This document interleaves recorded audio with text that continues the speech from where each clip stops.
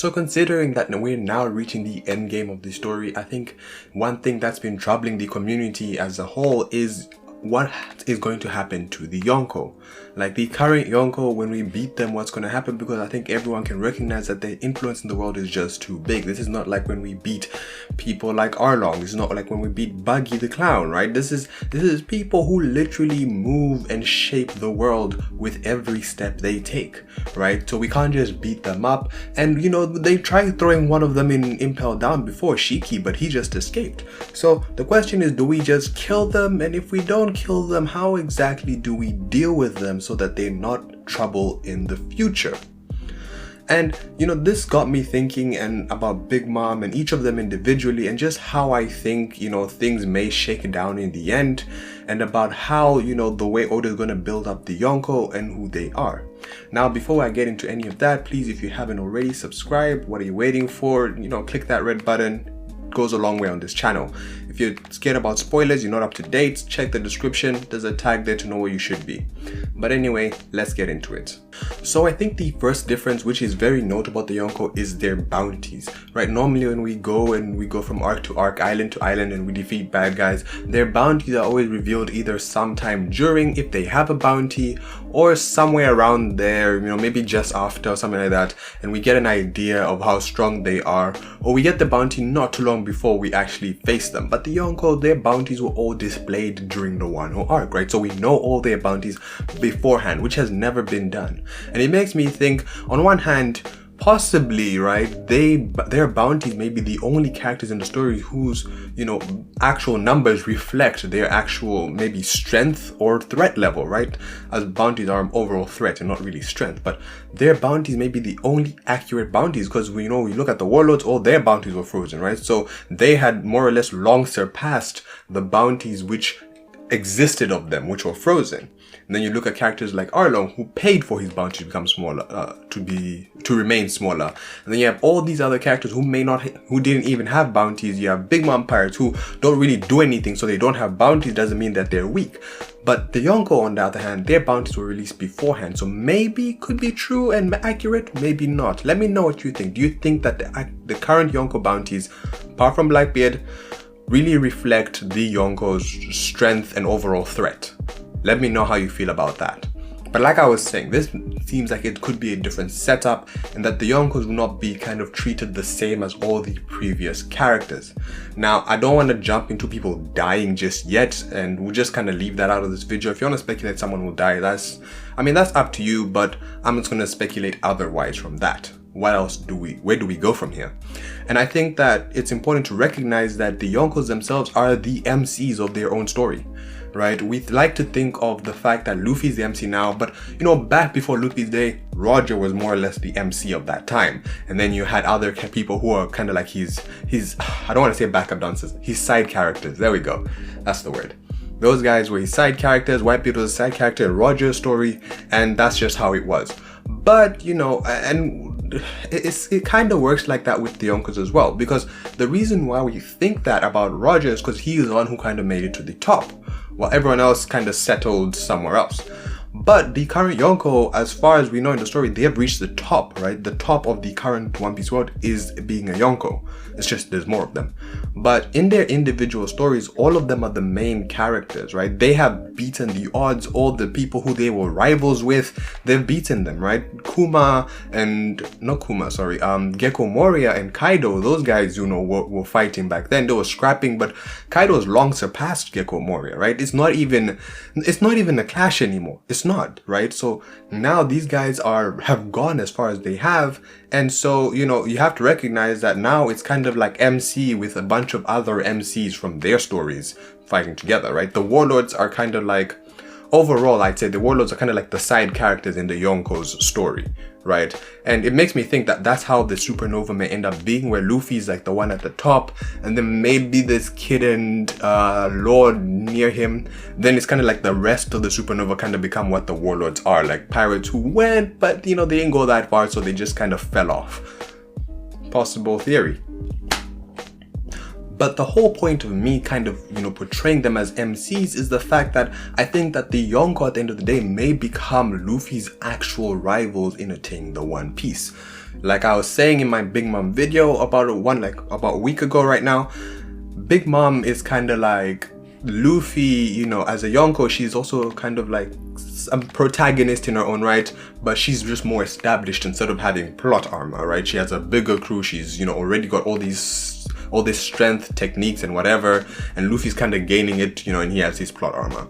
But, you know, you could view it the same way for each individual Yonko, right? They all have their own stories, their own stuff, which seemingly needs to be resolved, right? I think all the Yonkos, whether they go down in the story or not, they will all have their plot lines resolved, like character plot lines. Those need to be resolved. It didn't really matter as much with the Warlords, but it matters with the Yonko. That's what I think, right? So not having a Yonko plotline be resolved, like Big Mom's amnesia thing and her remembering and her relationship with her children, not having that resolved is like Luffy not meeting Shanks again, right? And, you know, I'm just saying, there's some people who think that may not happen, but that is its own conversation. But it's like Luffy not meeting Shanks, right? There's a plot line there with the character that needs to be resolved, and they're not going down or bowing out of the story until that happens.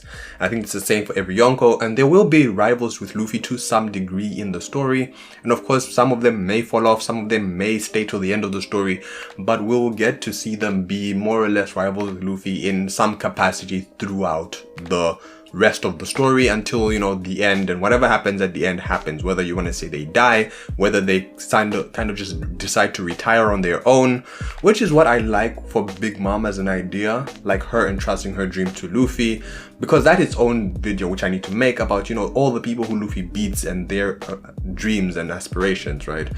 But I think that, you know, at least in the story right now, these characters, these Yonko who we have, will end up being kind of Luffy's rivals and competition to getting the One Piece, and won't just be villains where it's just like, we go to this arc, we beat them, on to the next one. We go to this island, we beat them, on to the next one.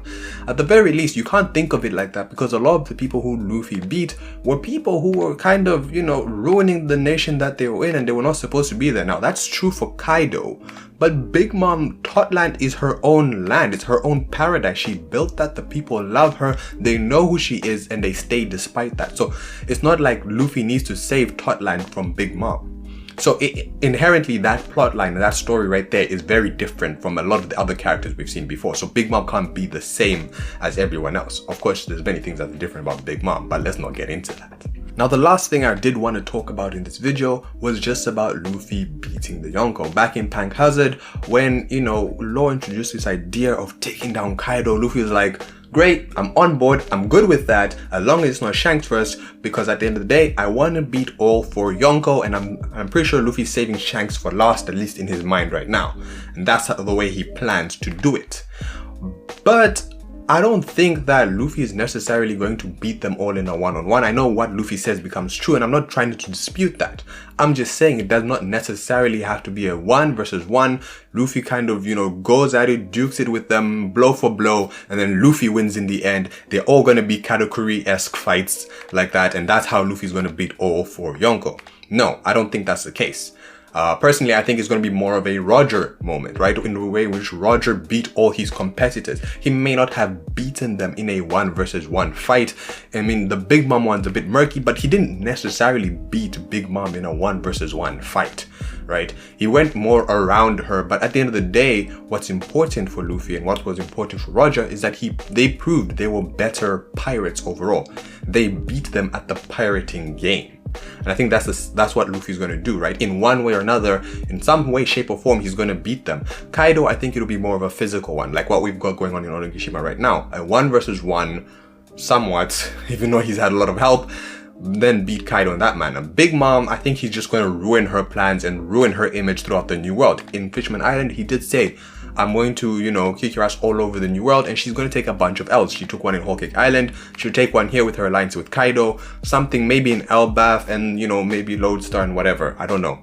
But that's the point. Like, she's going to keep taking L's, and Luffy may never actually go head to head with her, blow for blow, but it will happen. I've made a whole video about what I think will happen when he meets Shanks and how he will prove that he's become a better pirate than Shanks, you know, in their interaction. So I'm not gonna, you know, talk about it here. You guys can go watch the video, links above, somewhere here.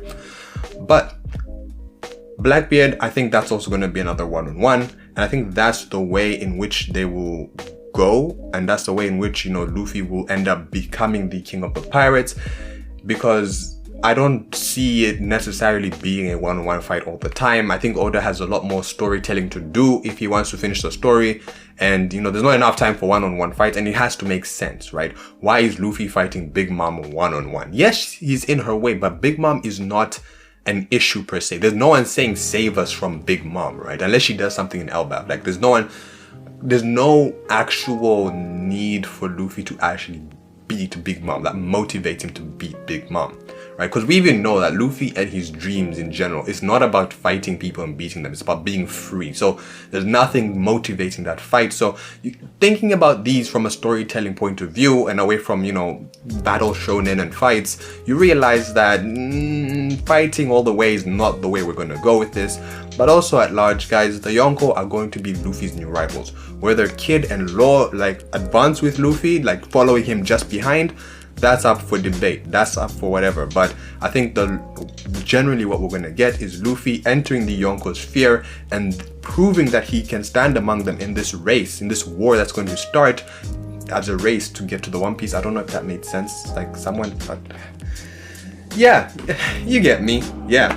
And if Kid and Law don't get there, then they'll just end up like what the warlords are, right? I mean, Mihawk is a very strong warlord, don't get me wrong, but it seems that Mihawk compared to the current Yonkos has fallen off, right? He's strong, he's good, he's respectable in his own right, but he's fallen off, and the current Yonko are, you know, the top guys who are going to be racing for the One Piece, maybe with the world government or whatever happens. But guys, let me know what you think, how you feel about everything I've said. Do you think I'm right? Do you think I'm wrong? Do you think there's extra stuff that I missed? Let me know down in the comment section.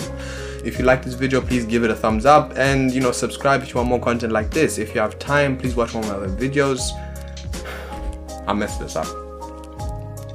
Yeah, let's just end it here, guys. Bye.